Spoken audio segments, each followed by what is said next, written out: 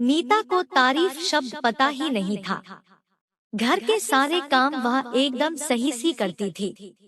खाना बहुत स्वादिष्ट बनाती थी, लेकिन फिर भी आज का खाना अच्छा था। बहू ऐसा उसकी सास कभी भी बोलती नहीं थी और पति भी कभी उसकी प्रशंसा नहीं करता था। उसने बनाया हुआ खाना चुपचाप खाकर उठकर दोनों पति और सास चले जाते थे।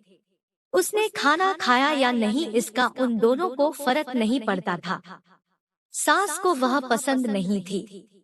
उसके हाथों से जरा सी भूल हो गई तो सास तुरंत गुस्सा करती थी। उससे भी बुरी बात यह थी कि उसके पति और उसके बीच बातचीत का ज्यादा नहीं होती थी और उन्होंने ये चुप्पी बनाए रखी थी। वह उस पर ध्यान नहीं देता था। परेश में पढ़ाई करने गया हुआ छोटा देवर मात्र समय समय पर नीता को फोन करता था, पूछता था भाभी कैसी हो। उसका फोन आने पर नीता बहुत खुश होती थी। अपना मन हल्का करने का उचित स्थान था नीता का। कुछ ही दिनों में देवर की पढ़ाई खत्म हो गई और वह घर आया। थोड़े समय के भीतर उसे एक अच्छी नौकरी भी मिल गई। नीता को बहुत आनंद हुआ।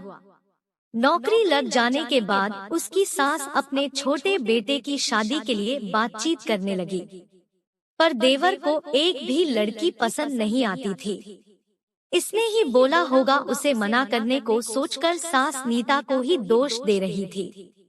नीता को चिंतित देखकर देवर ने अपनी माँ से कहा, मैं एक लड़की से बहुत प्यार करता हूँ, मैं उसी से शादी करूँगा। उसने जिद की। देवरजी यह बात पहले बतानी चाहिए थी ना। नीता ने ये बात अपने पति के कान पर डाली। इस बात पर उसने थोड़ी कीट-पीट की, लेकिन लड़की देखकर वह भी तैयार हो गया। सवाल बचा सास का, अपने छोटे बेटे का मन कैसे दुखाएगी वह। बाद में उनकी भी हाँ हो गई। नीता को बहुत खुशी हुई। उसे लगा एक अच्छी सहेली आ जाएगी अब साथ देने के लिए, दिल के राज बताने के लिए। पर कैसी होगी छोटी देवरानी, रस बस जाएगी हमारे साथ और इस घर में, या वह एक अलग दुनिया बसाने पर जोर देंगी देवर जी को। इस विचार से थोड़ा टेंशन में आ गई नीता।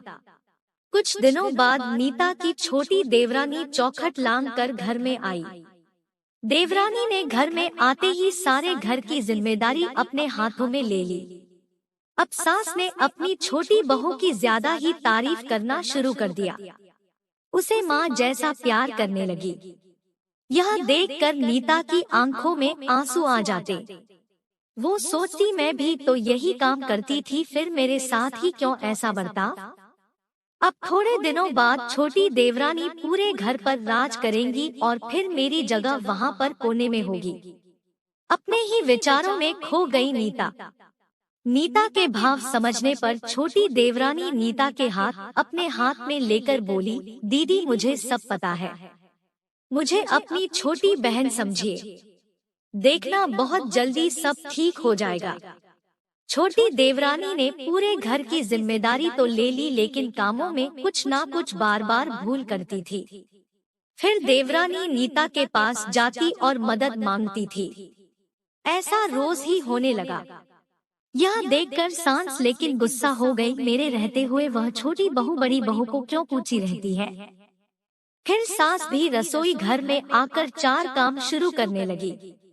धीरे धीरे वह छोटी बहू के साथ साथ अनजाने में बड़ी बहू से भी प्यार से बर्ताव करने लगी, प्यार से बोलने लगी, नए पदार्थ दोनों को सिखाने लगी, भूल समझकर समझाने लगी। अब सास और दोनों बहुओं में अच्छी दोस्ती होने लगी।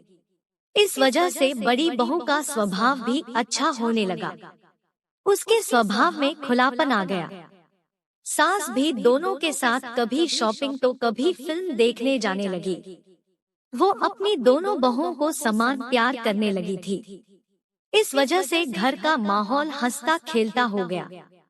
इसके अलावा अपने भाई और उसकी पत्नी की बॉन्डिंग देखकर नीता का पति भी उसके साथ अच्छा व्यवहार करने लगा। यह देखकर छोटी बहू बहुत खुश हुई।